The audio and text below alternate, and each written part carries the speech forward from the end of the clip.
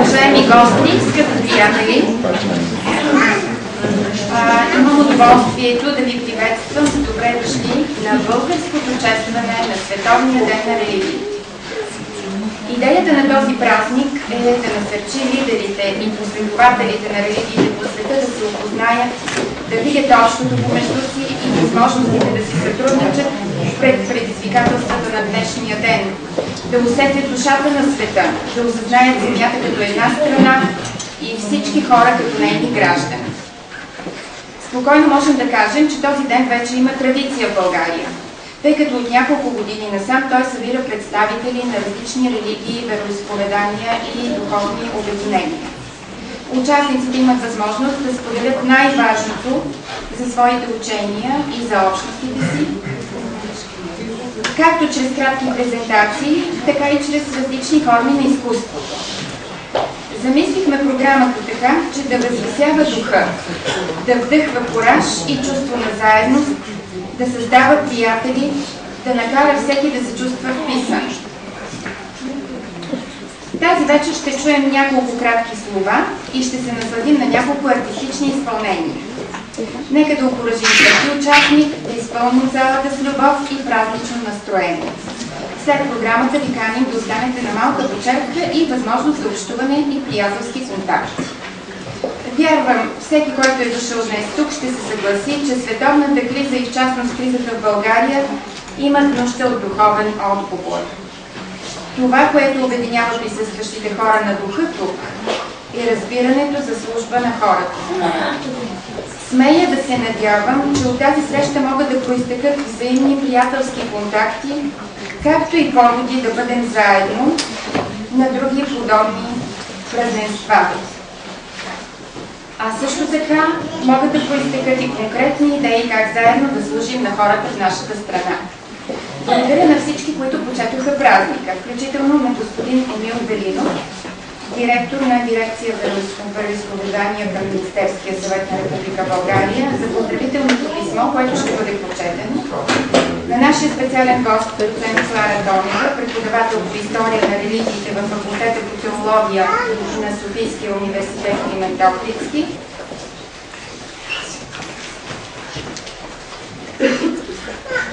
Преди да започнем програмата, ще ви прочета поздравителното писмо от господин Емил Белинов.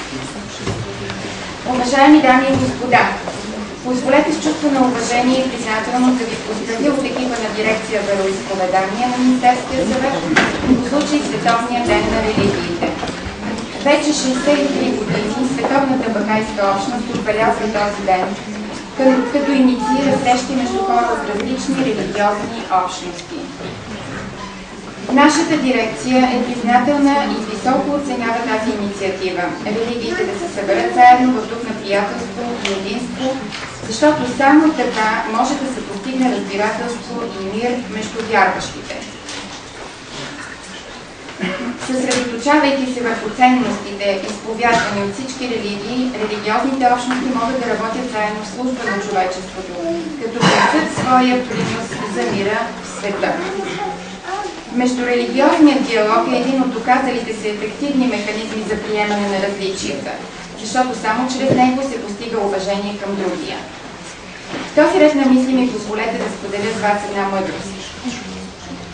В една стая били запалени и горели 4 свещи, но светлината им била твърде слаба. Първата свещ с тъжен глас споделила: аз съм мирът, но напоследък никой не се интересува от мен. Затова пламъка ми изчезва. На свой ред втората промълвила: аз съм вярата, но вече никой няма нужда от мен, затова и аз гасна. Третата тъжно добавила: аз съм любовта и останах без сили, и аз като вас си отивам. Изведнъж в стаята влязло едно дете и започнало да вика: не изгасвайте, имам нужда от вас. Тогава четвъртата свещ пошепнала тихо: не се страхувай, защото аз съм надеждата и докато аз все още горя, мога отново да дам светлината на другите свещи. Мили приятели, нека днешната ваша среща е надеждата за всички деца по света. По този повод поздравявам Националния духовен съвет на Бахайската общност в България за тази благородна инициатива в името на единството в разнообразието. Желая успех на всички вас в усилията за постигане на уважение и разбирателство между религиозните общности в България. И ми уверим.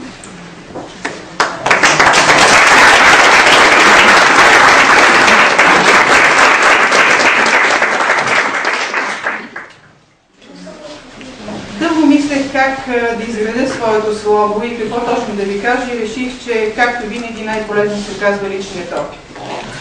Затова накратичко ще споделя през какви перипетии, надежди, съобразно приказката, която чухме, преминах като преподавател на история на религиите в Богословския факултет на Софийския университет. Дисциплините, за които аз отговарям, са история на религиите, включващи основните религии, които се изповядват в света, включително и мъртви религии, така наречени, също и муславни изповедания, занимаваме се с католицизъм и протестанство. И не на последно място, нехристиянски религиозни учения, където имаме специална лекция и за бахаите. През годините съм имала възможност да наблюдавам как се променя отношението на студентите към различните религии и изповедания. Ако преди 10 години те бяха капсулирани и дори не желаяха да чуват за другите, защото смятаха, че по този начин ще отстъпят или изневерят на своята вяра, днес картината е променена.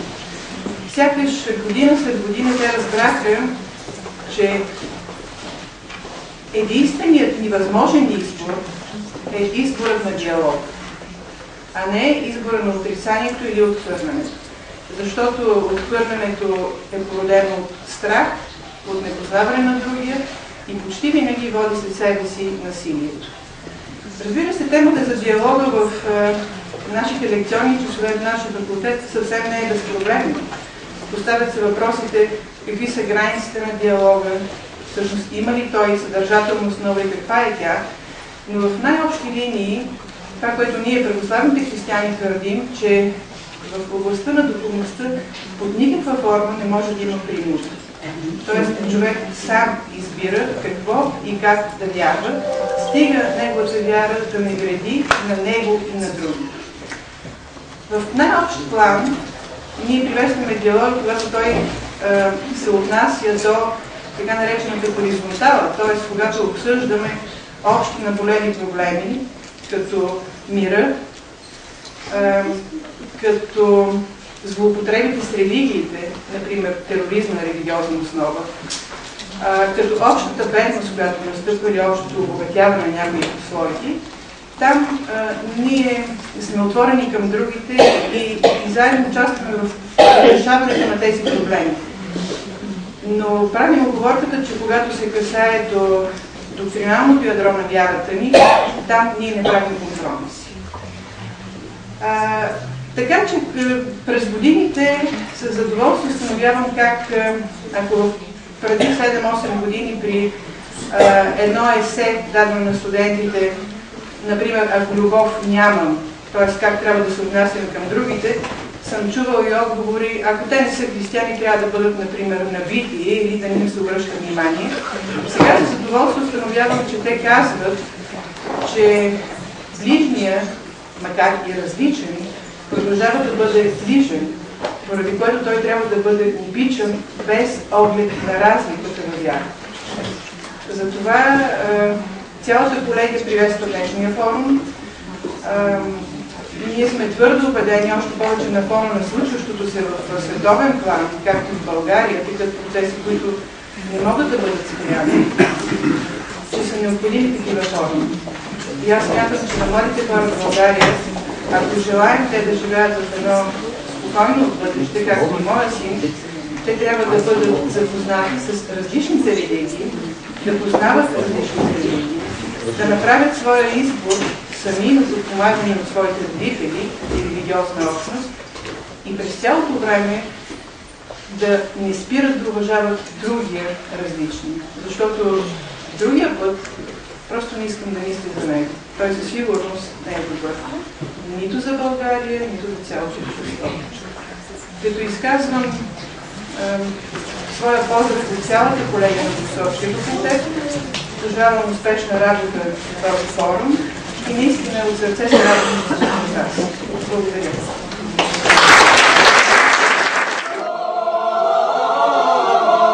Благодаря.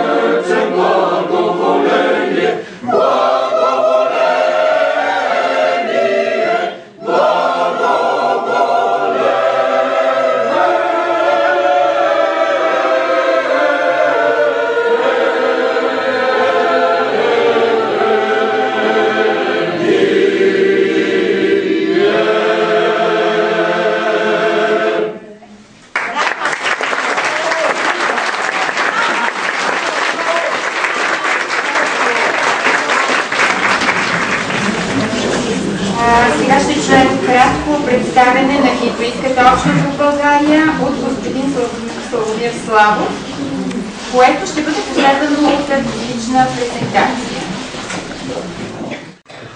Започна с тези думи на Садо Махарадж, който е индийски учител, гуру, по вайшнавската традиция, част от хиндупатеката, който казва, че религиите са като едни реки, които всички се вливат в едно море. И всички учения, всъщност, това са тези реки, които в крайна сметка отидат в това море, морето на любовта, морето на божествената сила, любов и радост. Хиндуизма като структура е една доста сложна религия. Тя има няколко основни, как го кажем, значения. Едно от което се нарича ведите, т.е. ведите са част от самата традиция, самия хиндуизъм. Основната част на ведите или по-известната книга, която ведите се използва, както Библията, да кажем, в християнството, това е Бхагавад Гита, която показва различни пътища за достигане до върховната истина. Там се обособяват три основни пътя, които там наричат йога. Йога идва от санскрит, означава връзка. Религия също идва от латински, за който знае, и също означава връзка. Тоест, виждаме връзката между западното разбиране и източното разбиране. Има три вида йога, образно казано, които са така по-характерни. Едната е пътя на знанието, или гьяна йога. Другият път, това е пътят на медитацията. И следващият път, това е пътят на любовта, или бхакти йога. В конкретния случай ние сме тук от традицията на бхакти йога. И ще ви представим едно малко реалистично изпълнение на мантра. Мантрата, това е божествен звук, който съдържа в себе си скрито послание и скрита вибрация, която нейната цел е да разтвори сърцето ни и да ни свържи с абсолютната истина. Тази мантра ще се състои от две думички. Едната се казва Говинда, а другата се казва Рада.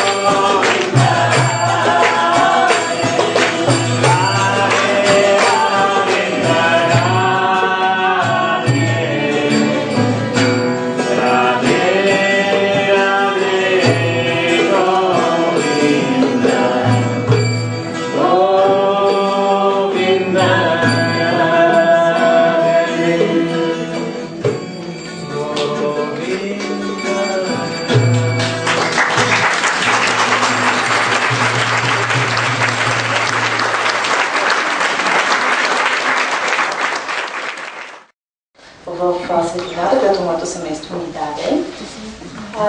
И вече живейки този живот и споделяйки традициите и ценностите на нашата църква, ми се ще да се спра върху няколко неща, които дават така една част от отговора на това какво е вярата за мен.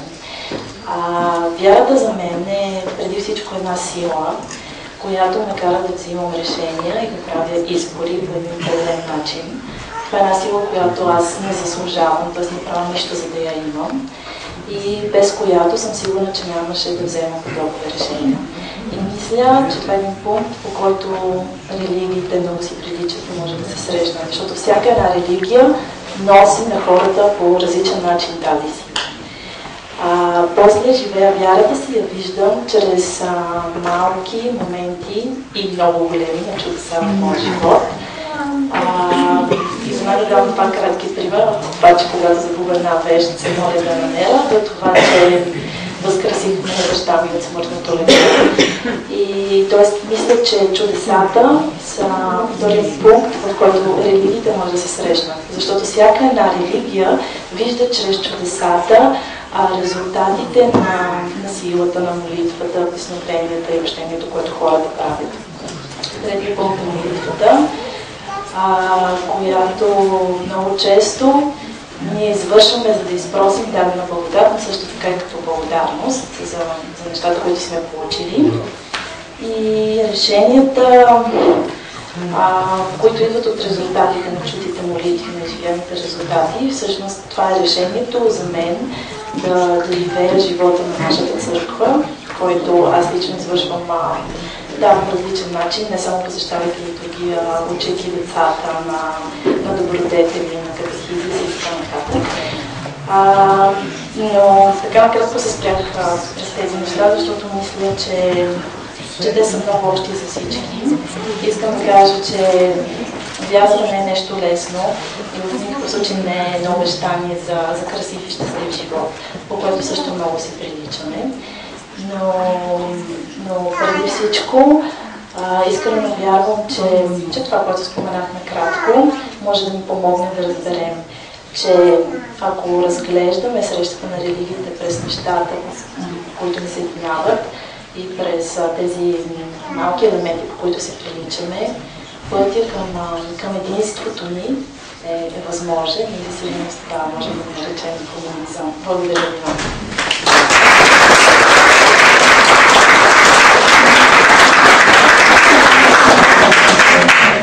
Благодаря много, Петя. Еврейската религиозна общност ще бъде представена от Максим Коен и две изпълнения на хор Алегро.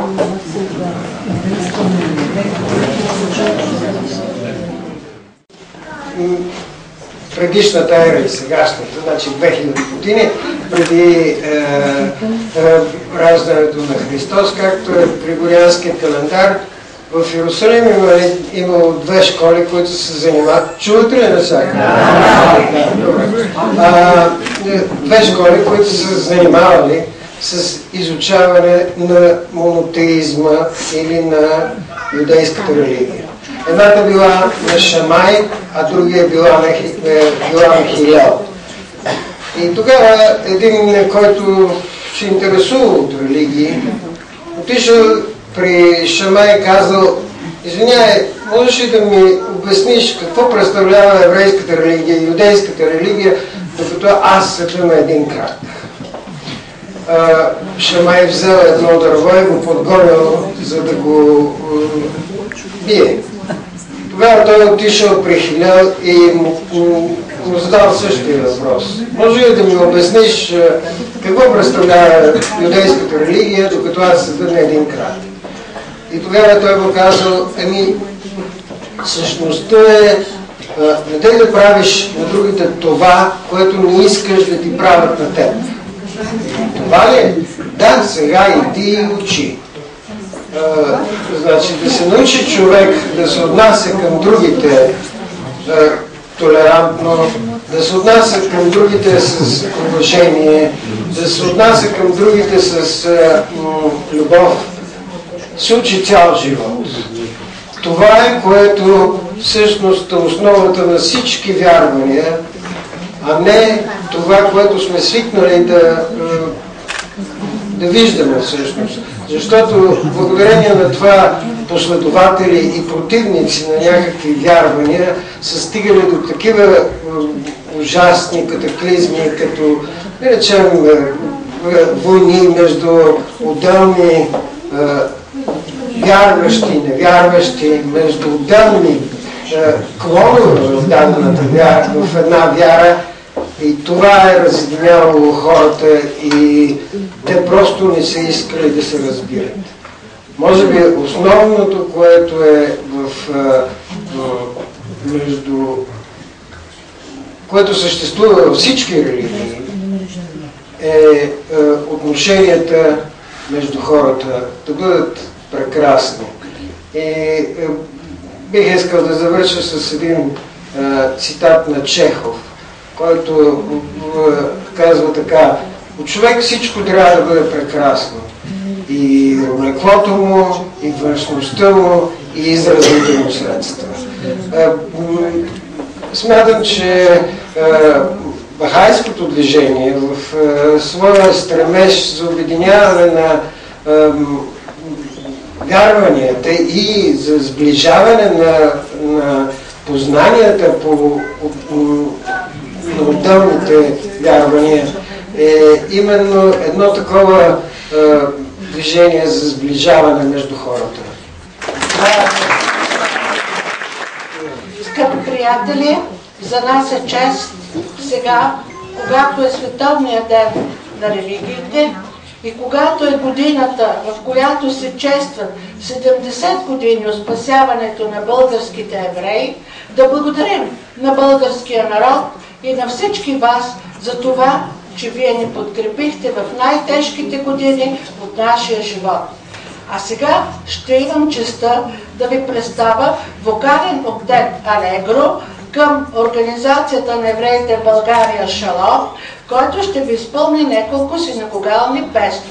Но преди това ще чуете уникалния звук на единствения в света музикален инструмент, който се нарича шофар и който зове: хора, събудете съвестта си и съборете стените на злото. Приятно слушане!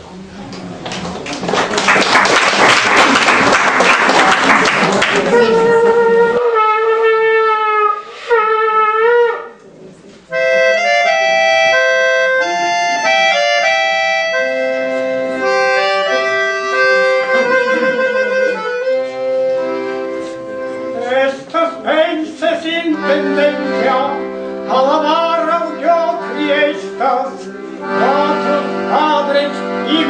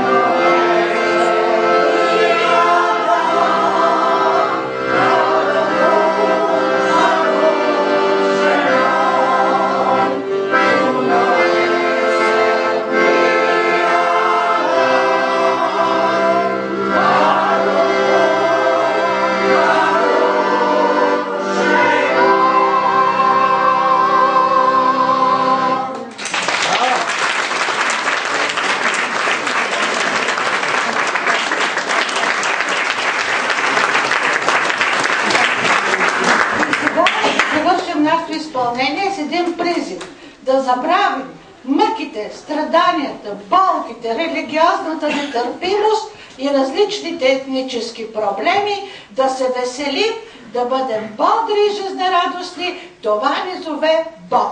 Песента и немата.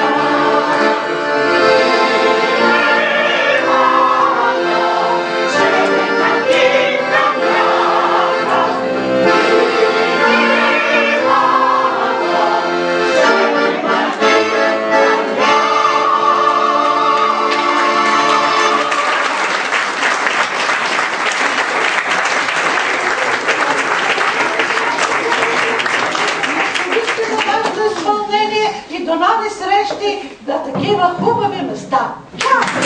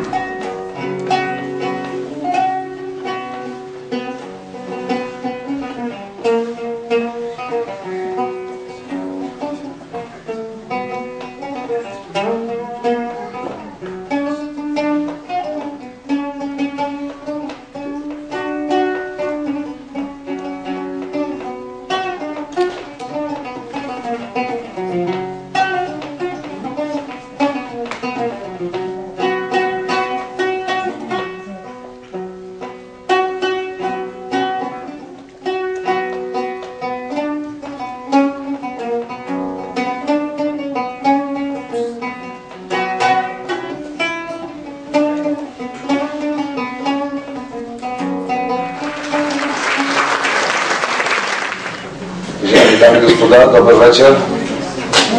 Честит празник на бахайската общност, празник на Световния съвет на бахайите, разбира се. Радваме се, че днес имаме такъв празник, който всъщност обедини духовните принципи на нещо, което ние познаваме като религия. Аз идвам от общество Бяло братство и моят духовен учител Петър Дунов казва за религиите следната мисъл. Всички религии са като клони на едно дърво. Това е великото дърво на живота. Мисля, че много религии могат да бъдат обобщени с много думи, да се говори всеки безкрайно, да се философства и да се тълкува. Самата религия не се създава лесно. Ние днес създаваме профсъюзи, създаваме партии, създаваме различни видове общности, но за да създадеш религиозни или духовно течение, всъщност трябва да си, както се казва, боговдъхновен. Така че това е нещо знаково, което ни отправя към този път на духовния стремеж на хората. Тези, които от физически същества, искаме да се превърнем в физически, в духовни същности.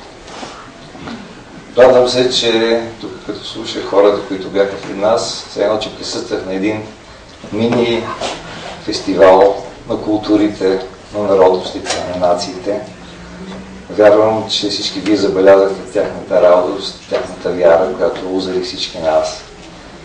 И за всяка религия, разбира се, може да се говори изключително дълго, но когато ние погледнем общото, единението и хармонията в днешния ден особено, ние разпознаем езика на любовта.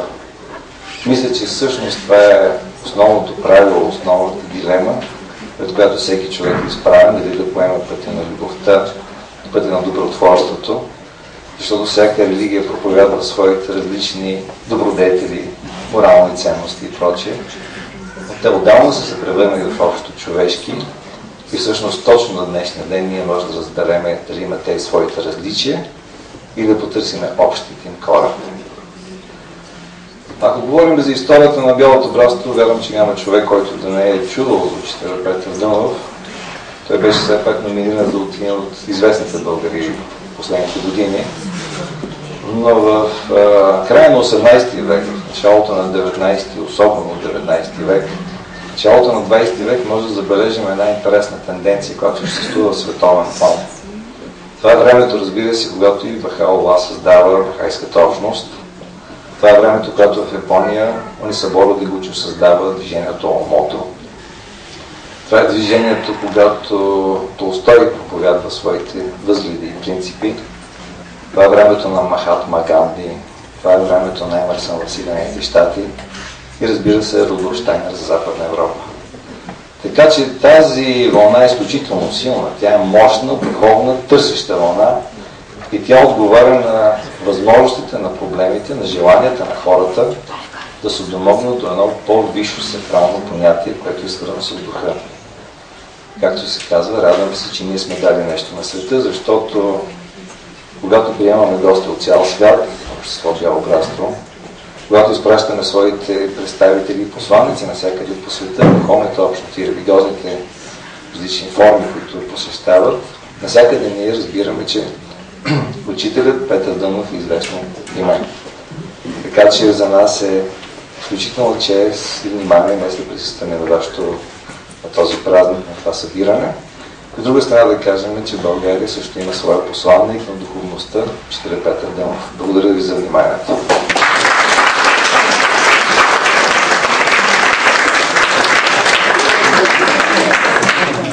Сега ще чуете две мистични песни в изпълнение на нашата цигуларка Йоанна Стратева. Те са свързани с духовно преживяване, мистичните имат текстове, но сега ще чуете, разбира, само музиката върху тях. Първата песен се казва Бершит Па и тя започва в тъмнината и как душата се отправя към светлината, която слушаме.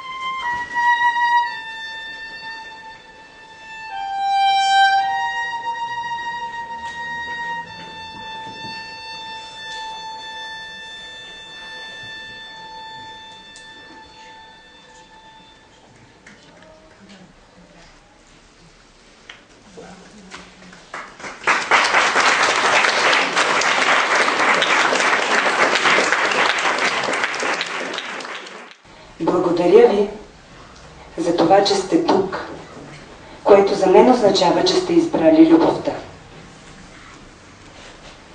Днес прочетах нещо и то ми допадна много на идване към тази зала, и то беше, че човешкото сърце се отваря само отвътре.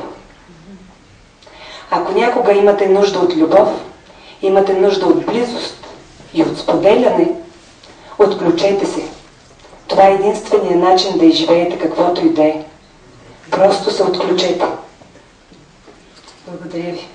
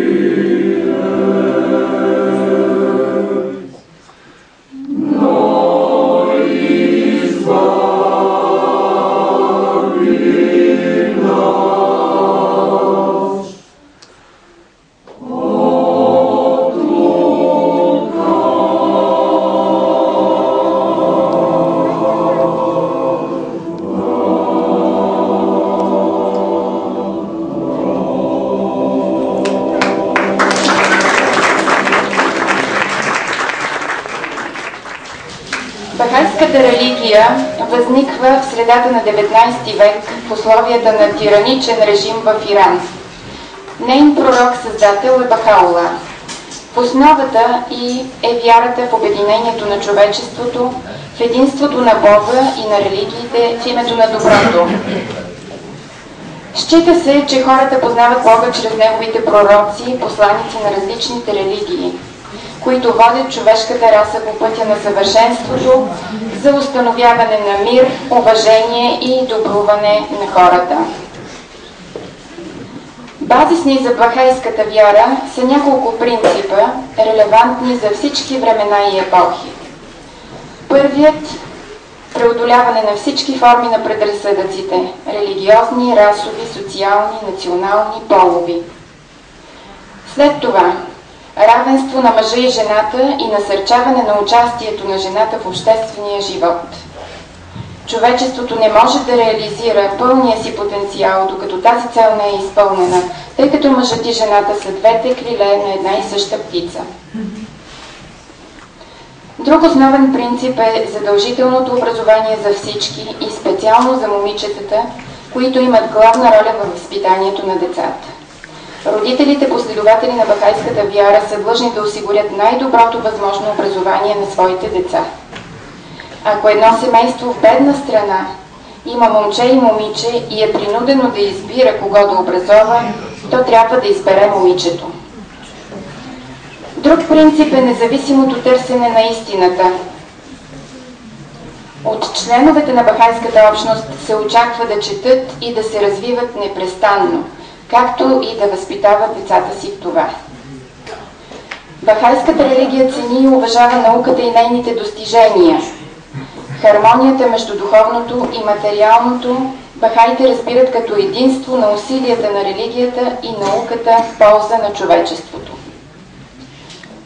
След това, преодоляването на крайностите между бедността и богатството бахайската вяра идентифицира като основна задача на днешния ден, решаването на която тя се въвлича чрез множество социални проекти. Счита се, че личното, професионално и кариерно развитие на всеки член на общността е от полза за човечеството с духовните си проекции и с цялостното си влияние върху еволюцията. Служенето на човечеството чрез цялостно посвещение, чрез преподаване, чрез житейски пример или чрез работата, която отделният бахай извършва всеки ден, се насърчава заедно с молитвата, която всеки може да отправи както чрез четене на свещените молитви, така и със свои думи.